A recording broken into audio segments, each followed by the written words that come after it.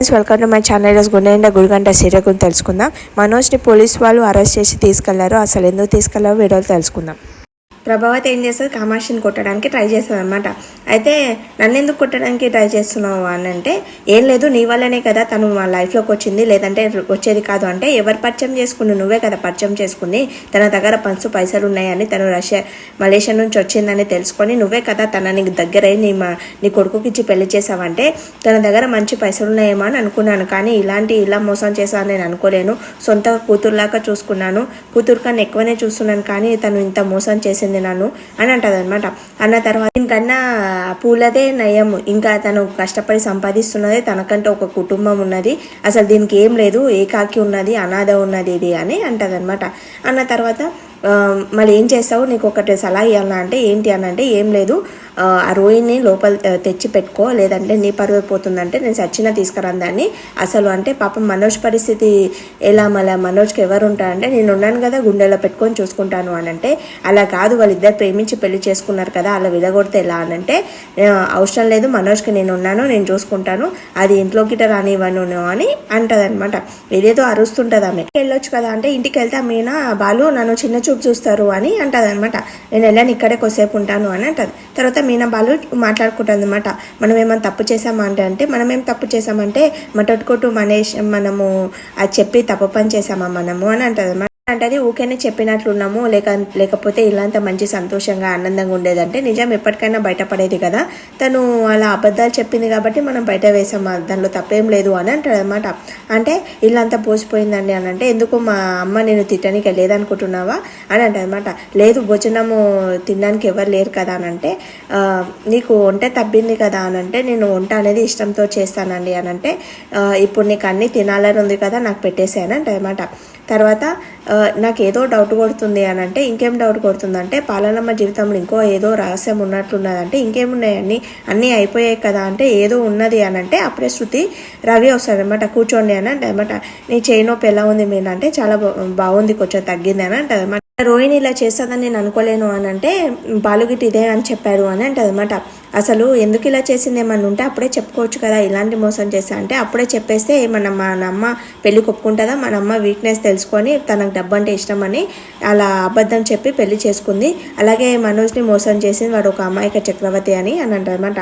గంతకన్నా బొంత దొరికిందిలే అని అంటారు అనమాట బాలు. తర్వాత మేము ట్రిప్కి వెళ్దాం అనుకున్నాం కానీ ఇంట్లో పరిస్థితి ఇలా ఉంది కాబట్టి మేము వెళ్ళలేకపోతున్నామని అంటది.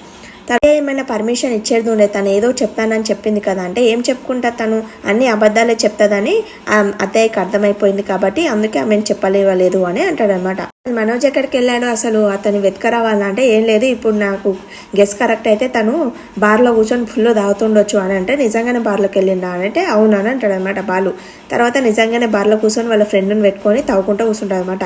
నా భార్య నన్ను మోసం చేసింది, నాకు అబద్ధం చెప్పింది అని అంటే, ఎన్నిసార్లు చెప్తావు బ్రో, 100 సార్లు అయ్యానంటే, నేను 100 చెప్తా 1,00,000 సార్లు చెప్తా నువ్వు వినాలే అని అంటది అనమాట. అంటాడు మన మనోజు. అంటే ఆ బార్లో ఒక ఆయన ఎన్నిసార్లు చెప్తావయ్యా అని తిడతాడనమాట. బార్లో కూర్చున్న వాళ్ళందరూ మా భార్యలు గిట్ట ఇలానే చేశారు, అందుకోసమని మేము వచ్చి తాగుతున్నామని వాళ్ళందరూ ఇక అదే చేసుకుంటా తాగుతారనమాట. కామాక్షి ఏం చేస్తుంది, మీనా కాల్ చేస్తుంది అనమాట. కాల్ చేసి అత్తయ్య ఎలా ఉంది అని అంటే, బాగానే ఉంది, తనకేంటి బాగానే ఉంది, చెప్పిందే చెప్పి నాకు నా చెవులకి రక్తం వచ్చేసింది చూడంటే అయ్యో అని అంటది అనమాట. అన్న తర్వాత తన కోపము చాలా ఉందమ్మా అందుకనే అరుస్తుంది తను అని అంటది. తిన్నదా అని అంటే, లేదమ్మా తినలేదు, ఇంకా కోపంగానే ఉంది, అసలు రోహిణిని కోడల్లాగా అసలు యాక్సెప్ట్ చేస్తుందో చేయదు అని అంటది అనమాట. అసలు చేయనంటున్నది అని అంటే, అత్తయ్య ఏమని తిన్నదంటే, ఏం తినలేదు చాలా కోపంగా ఉంది తను అని అంటే, మీరు ఎలాగోలా సర్ది పెట్టి ఇంటికి పంపించేయండి అని చెప్తుంది అన్నమాట. చెప్పిన తర్వాత మీకేమని తెలిసి గిట్ట మీరు ఎందుకు చెప్పలేదంటే, అయ్యో నాకు తెలియదు కాబట్టే చెప్తున్నాను, నాకేం తెలియదు తన గురించి అని అంటది అనమాట.